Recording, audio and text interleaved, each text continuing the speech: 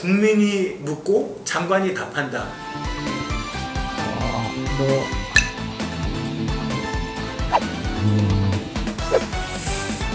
이게 지금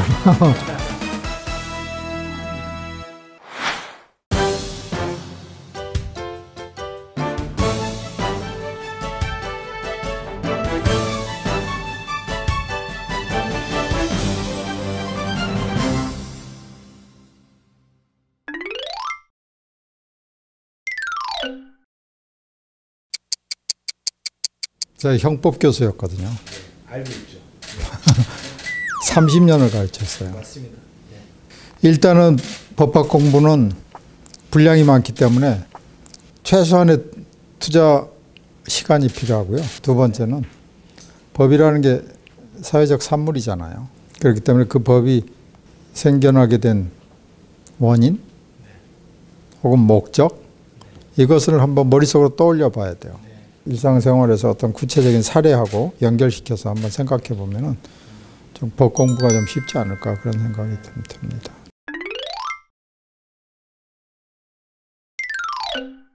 낙태를 무조건 허용하는 나라는 없습니다.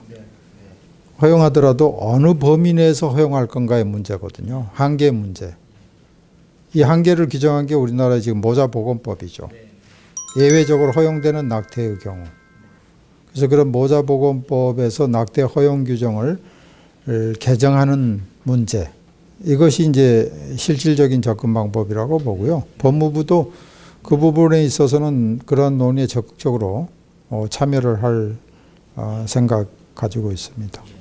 또 저는 이제 그런 생각을 합니다. 이 낙태가 개인적인 갈등 상황에 처하게 하는데 그 갈등의 요인이 예를 들어서 사회적 환경의 문제, 경제적이라든가 뭐 여러 가지 그런 부분이 있다면은 그런 부분을 정책적으로 해소해 줌으로 해서 낙태를 결심하지 않고 아이를 낳을 수 있는 여건을 만들어 줄 수 있는 게 아니냐. 그런 것도 정책적인 고려가 필요하다고 봐요.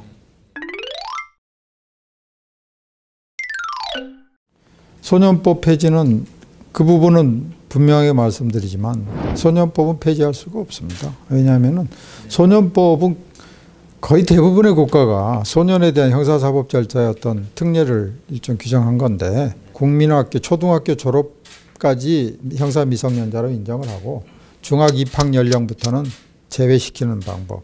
그렇게 보니까 한 13세까지가 한 기준이 되겠더라고요.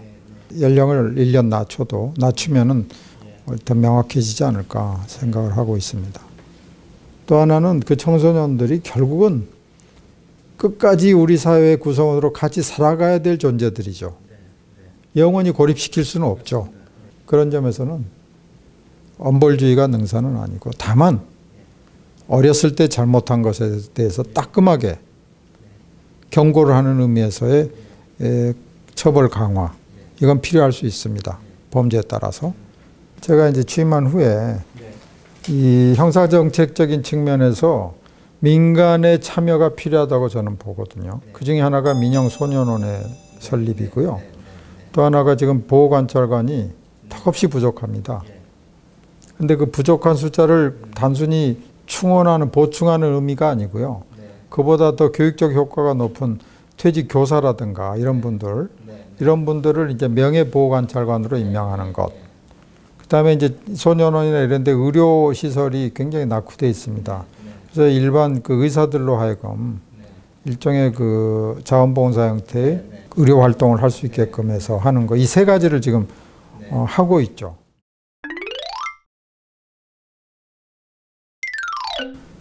지금 현재 한국 사회에서 제일 무거운 처벌을 해야 되는 범죄 중에 첫 번째로요. 불법 영상물 유통하는 거예요. 이런 것이 가장 처벌을 무겁게 해야 될 범죄 첫 번째로 저는 꼽고 있어요. 그래서 대검에 지시를 했습니다.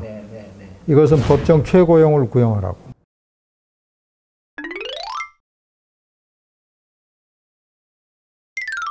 우리 사회는 술 취한 사람에 대해서 너무 관대하다.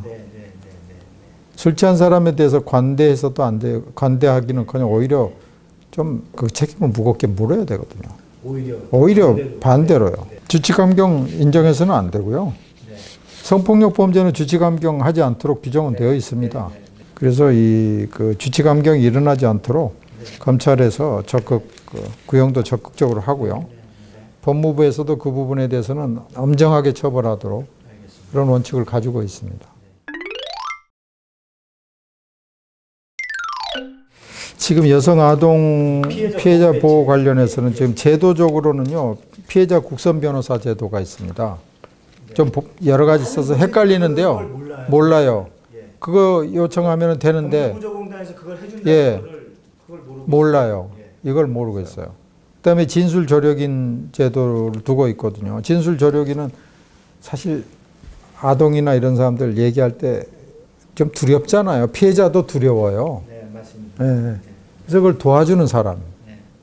이 제도를 두고 있는데 그렇게 이제 그건 이제 수사기관에서 알려주고 하도록 그렇게 해줘야 되는 건데요. 그 외에도 지금 경제적인 지원도 있습니다.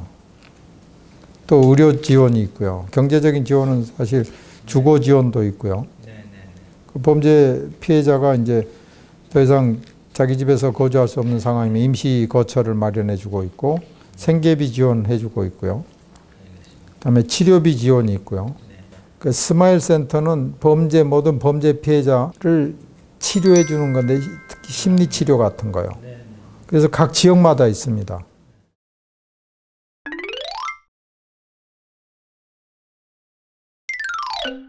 난민법을 제정해서 시행을 하다가 그걸 폐지하는 순간에 한국이라는 나라는 난민 적대 국가처럼 국제사회에서 그런 그 네이밍이 돼버려요. 이거 굉장히 국가 그 위상을 저하시키는 일이죠.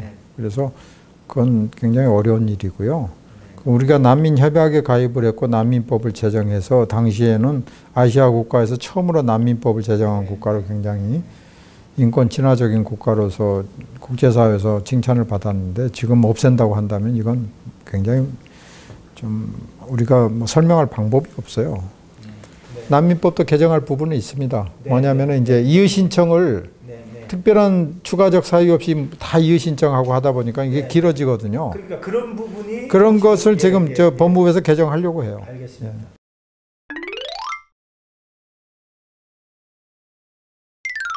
외국인들 때문에 일자리를 못 구한다. 건설 현장에 특히 그렇다고 그래요. 그래서 얼마 전에 불법 단속도 했죠. 불법 체류자 단속, 새벽에. 제가 그거 하라고 그랬어요. 건설 현장은. 불법 체류자 관련해서 이제 우리나라에 그 노동자로 와가지고 귀국하지 않고 불법 체류하는 사람들 있잖아요. 그것을 10월 1일부터 내년 3월 말까지 6개월간 시한을 줬습니다.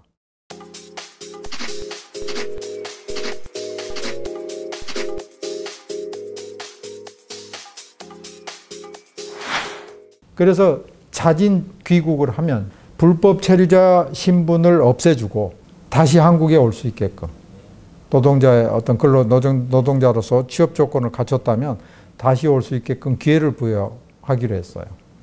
법무부도 이걸 단속을 하고, 그 다음에 이런 제도를 통해서 이걸 좀 정상화시키려고 하고 있어요.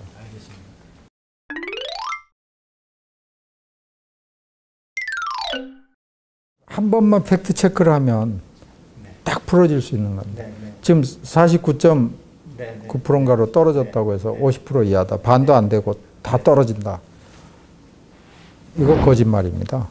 지금 80% 넘는 학생들이 다 변호사 돼요. 로스쿨 들어와서.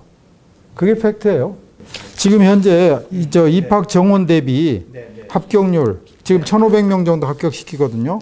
입학 정원 대비 75% 이상이에요. 아, 그런가요? 현재도. 누적 합격률을 빼고라도.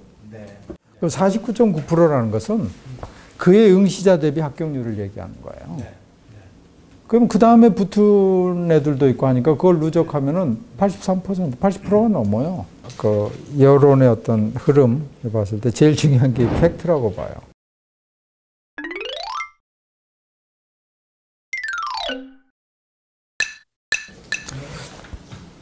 국민 여론조사를 하면 사형 집행을 해야 된다는 여론이 높을 거라고 저는 예상을 합니다. 개인적으로는 사형을 현 시점에서 집행을 재개하는 것은 좀 무리가 있지 않나 그런 생각을 개인적으로는 가지고 있습니다. 전통적인 여러 가지 근거들이 있죠. 판 가능성도 있고요. 그다음에 어떤 그 사형 집행이 범죄 예방에 그 효과가 있는지 여부에 대한 확실한 근거도 없고요. 또 그다음에 중요한 것 중에 하나가 사형을 집행하지 않다가 집행하는 순간 계속 집행한 나라들은 별 문제 없는데 안 하다가 하는 순간에 인권 후퇴국이라는 낙인이 찍힐 가능성이 있어요. 이 문제도 상당히 중요한 문제예요, 사실은.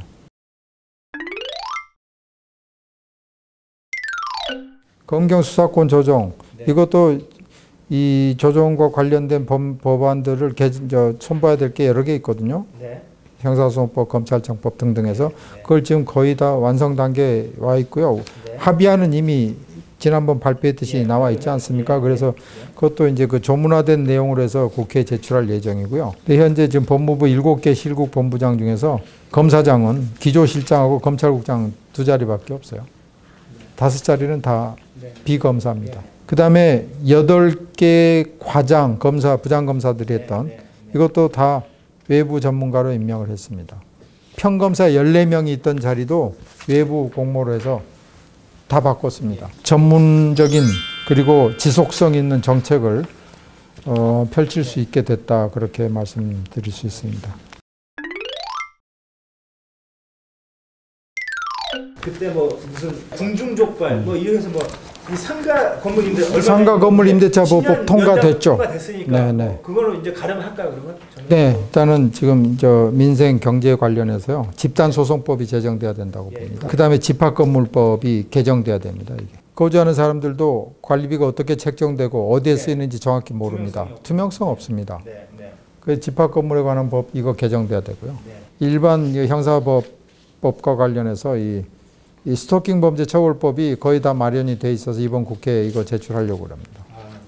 또 하나가 제 개인적으로 소망이 이 성폭력 관련된 처벌 규정들이 각 법에 산재해 있어요. 그래서 이것을 하나의 통합된 성폭력 처벌 특별법을 하나 만들고 싶어요. 조문도 좀 중복되는 거 좀 고치고 새로운 구성 요건 필요한 거 집어넣고 해서 하나의 새로운 특별법을 만들려고 지금 계획을 하고 있습니다.